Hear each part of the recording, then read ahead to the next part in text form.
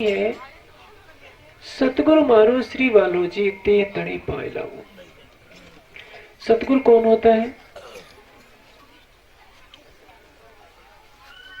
सतगुरु वो है जो अनादि हो, अखंड हो और अखंड का ज्ञान देता हो। तक में कहा गया है स्कंद गीता के स्कंद पुराण में जो गुरु गीता है, ब्रह्मानंदम परम सुखदम केवलम ज्ञान मूर्ति द्वंद्वातीतम गगन सत्यसम तत्वम अस्याति लक्ष्यम। कैसा सतगुरु होना चाहिए? ब्रह्मानंद। पर ब्रह्म क्या है? आनंद का स्वरूप है। आनंदो ब्रह्म इति वेचनात्, ब्रह्म आनंदमय है। इसलिए पर ब्रह्म का जो आनंदमय स्वरूप है वो हमारे सतगुरु है। मानव तन कभी पूर्णता को प्राप्त नहीं कर सकता। पूर्ण कौन है? एक सच्चिदानंद परमात्मा ही पूर्ण है। उन्हीं के ज्ञान के सागर से कुछ बूंदे हमारे मानवीय तनों में आती हैं, जिससे संसार को प्रकाश मिलता है। जिस तरह से ज्ञान मिलता है उसके प्रति श्रद्धा अवश्य रखनी चाहिए, लेकिन ये नहीं भूलना चाहिए कि इस तन में भी उसी का तेज कार्य कर रहा है। महामती जी कहते हैं कि न देखो वजूद को पर देखो अंतर का तेज, धनी धाम के 700 कैसा करत है। इसलिए इंद्रावती जी की आत्म कहती है कि सतगुरु मेरा श्याम जी मैं अहनिश चढ़े रहूं। वही भाव यहाँ भी दर्शाया गया है। सतगुरु मारो श्री बालो जी ते तड़े पैलागो। मेरे सतगुरु कौन है? बालाजी, यानी प्रीतम अक्षरातीत पूर्ण ब्रह्म जो सच्चिदानंद है, एकमात्र वही सबके सतगुरु है। वही अक्षरातीत देवचंद जी के सामने प्रकट होते हैं, उनके धाम हृदय में विराजमान होते हैं, तो श्री देवचंद जी सतगुरु धरी श्री देवचंद जी कहलाने लगते हैं। वही अक्षरातीत विराज महामती के धाम हृदय में विराजमान होते हैं तो प्राणनाथ कहलाते हैं, सबके पूर्ण ब्रह्म सच्चिदानंद का स्वरूप बन जाते हैं, और वही सतगुरु भी कहलाते हैं। जिसने अक्षरातीत को अपने दिल में नहीं बसाया उसको किसी भी तरह से सतगुरु कहलाने की शोभा नहीं मिलती। यदि कोई व्यक्ति किसी बहुत बड़े मठ का गादी स्थान का मालिक बन जाए, 25-25 लाख की कारों में घूमने लगे, हजारों लोग उसके चरण छूने लगे, तो इसका मतलब ये नहीं कि वो सतगुरु हो जाएगा। सतगुरु कौन? जिसने उस अक्षरातीत को, ज्ञान के सागर को, प्रेम के सागर को अपने दिल में बसा लिया है, उसको श्रद्धा बस इस दुनिया में हम कह सकते हैं। अन्यथा मूल सतगुरु कौन है?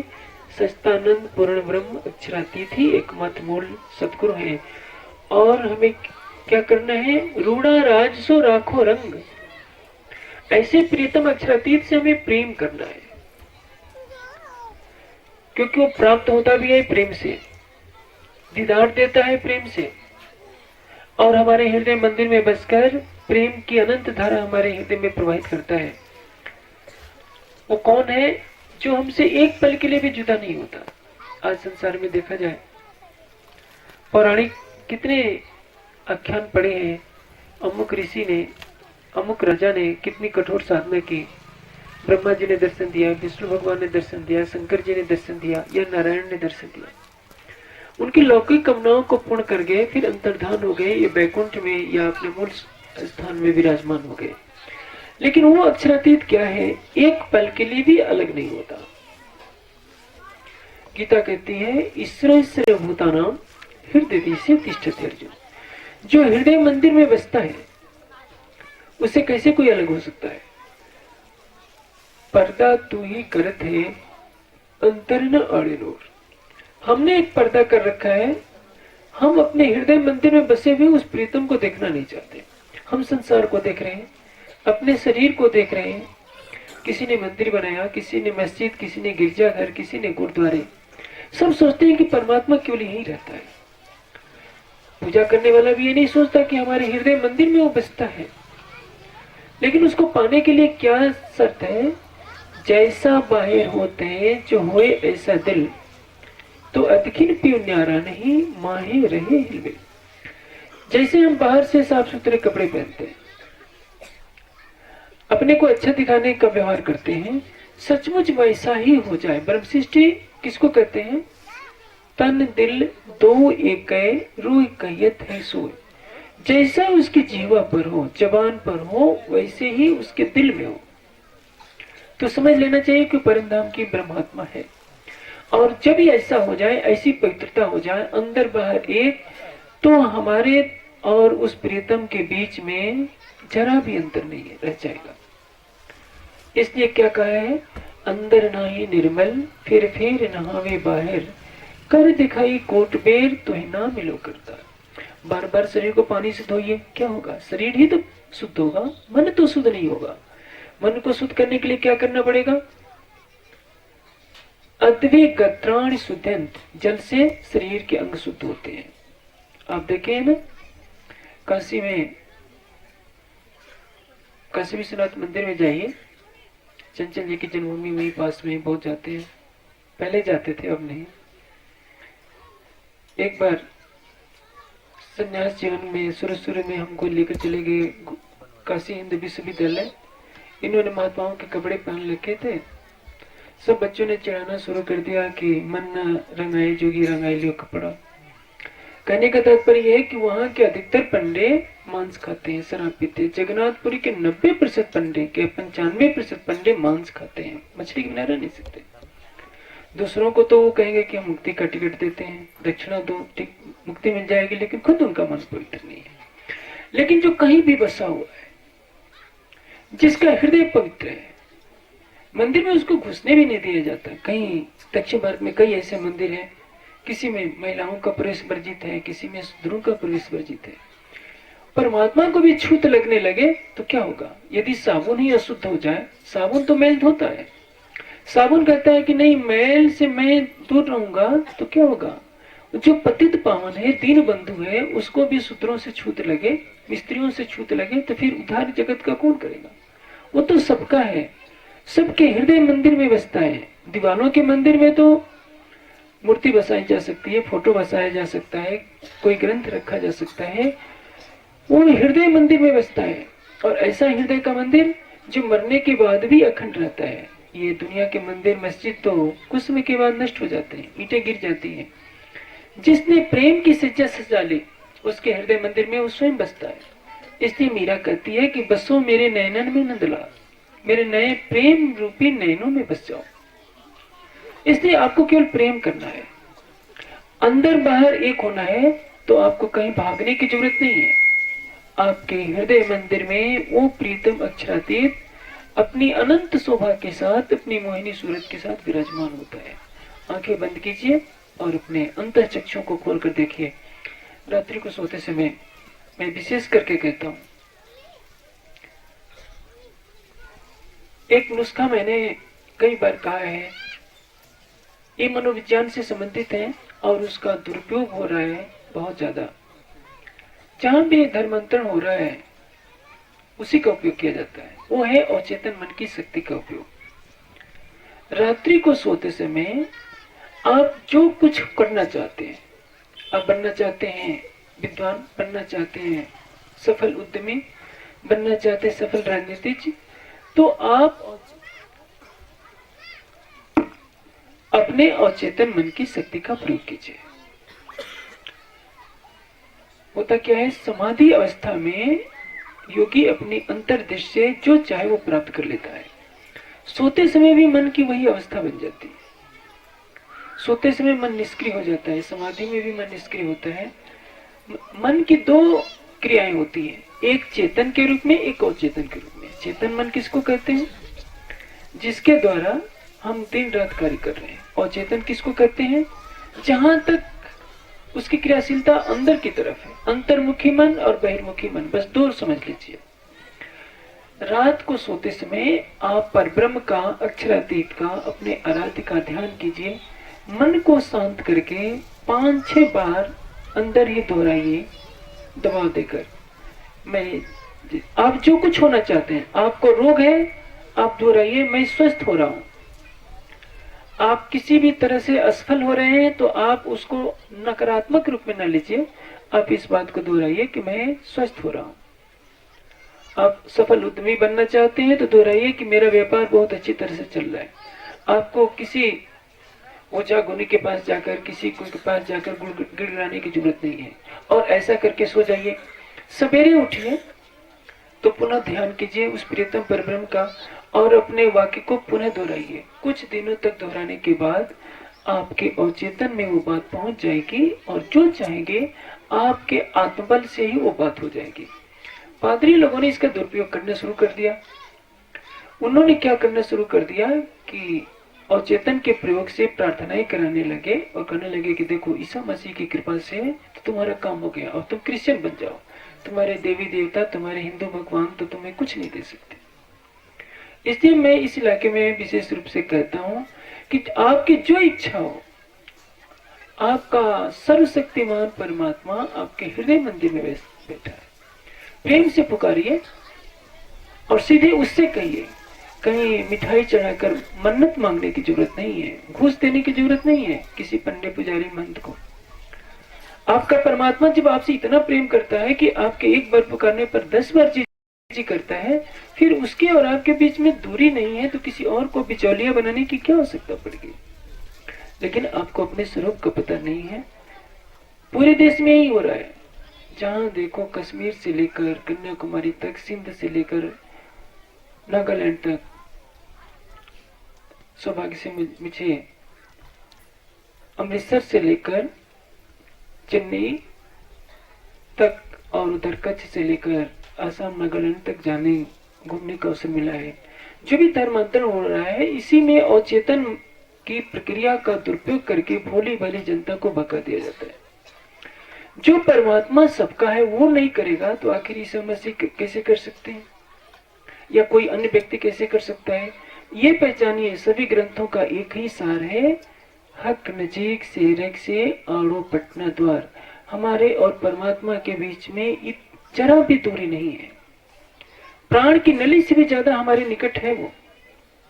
अर्ज तुम्हारा मेरा दिल है, इत आए करो आराम, सेज बिछाई रुच रुच के यही तुम्हारा विश्राम।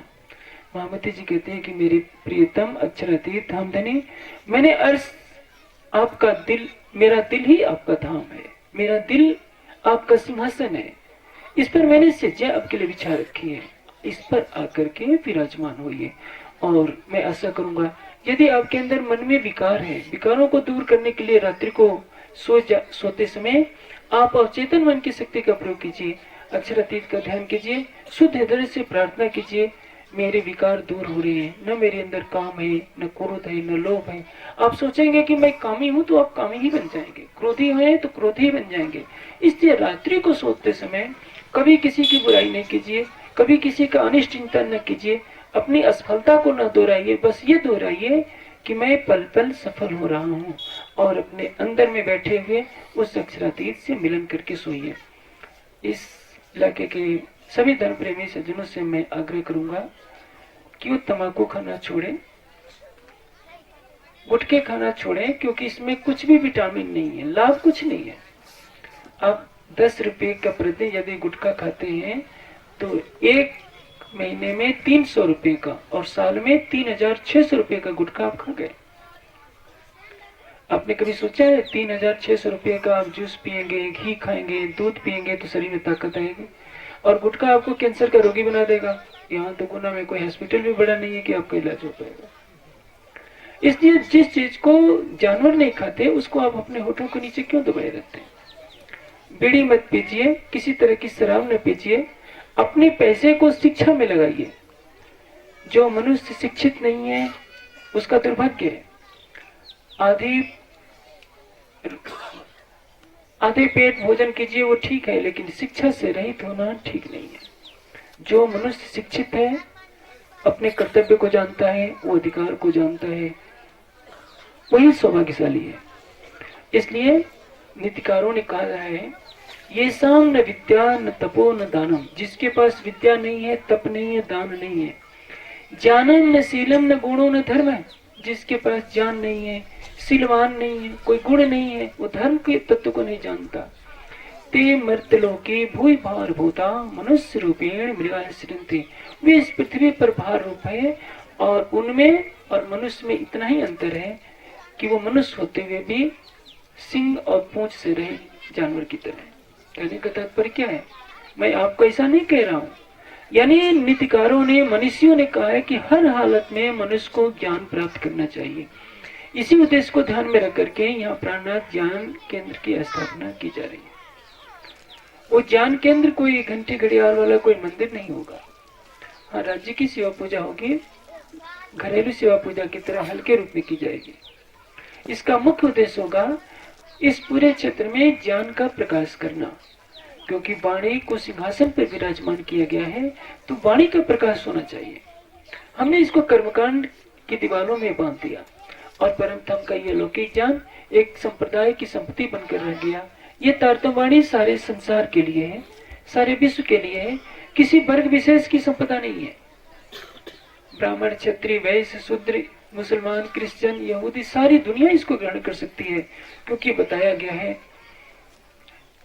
जिनको झगड़ो आप में धनी सबों का एक, सबका परमात्मा एक है। कोई अल्लाह ताला कर रहा है, कोई सच्चिदानंद परब्रह्म कर रहा है, कोई सत श्री अकाल कर रहा है, कोई सुप्रीम ट्रूथ गॉड कर रहा है। अलग अलग भाषाओं में सभी बोल रहे हैं, लेकिन सभी लड़ रहे हैं और सबको एक रास्ता दिखाया श्री प्राणनाथ जी ने अपनी तारतम वाणी के द्वारा।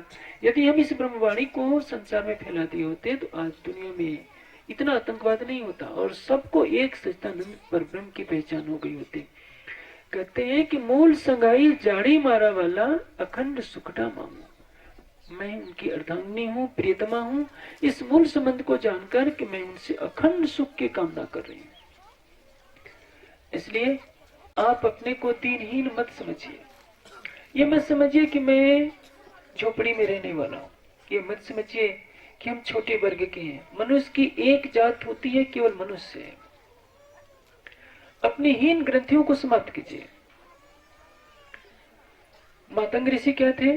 चंडाल थे, तब करके वो ब्राह्मण हो गए। जन्म से कोई ब्राह्मण नहीं होता, जन्म से सभी शूद्र होते हैं। ज्ञान से, भक्ति से, विवेक से, वैराग्य से वर्ण निर्धारित होते हैं। आप अपने कमरे के दरवाजों को बंद कर दीजिए, खिड़कियों को बंद कर दीजिए, तो दोपहर का सूरज तो उगा रहेगा, लेकिन पूरे कमरे में अंधेरा रहेगा। आपको अपनी आत्मा के स्वरूप का बोध नहीं रहेगा। संसार का कोई व्यक्ति कहेगा कि तुम तो छोटे हो, समाज के दलित हो, तिरस्कृत हो, आप उसको रटते रहेंगे तो क्या होगा? वही भावना घर कर जाएगी। आप पहले मनुष्य हैं, मनुष्य को देवता बनने का अधिकार है। यदि तामसी बना, मांस शराब का सेवन किया तो राक्षस बन जाएगा। रजोगुणी भोजन करेगा तो देवता बनेगा। सात्विक भोजन करेगा, रजोगुणी भोजन करेगा तो मनुष्य बनेगा। सात्विक भोजन करेगा तो देवता बन जाएगा। और तारतम वाणी का प्रकाश करके यदि वो परम धाम का ध्यान करता है, अक्षरातीत का ध्यान करता है, तो ब्रह्मात्मा के रूप में योग माया के ब्रह्मांड में उसका जीव पहुंचेगा, जहां नारायण की भी गम नहीं है।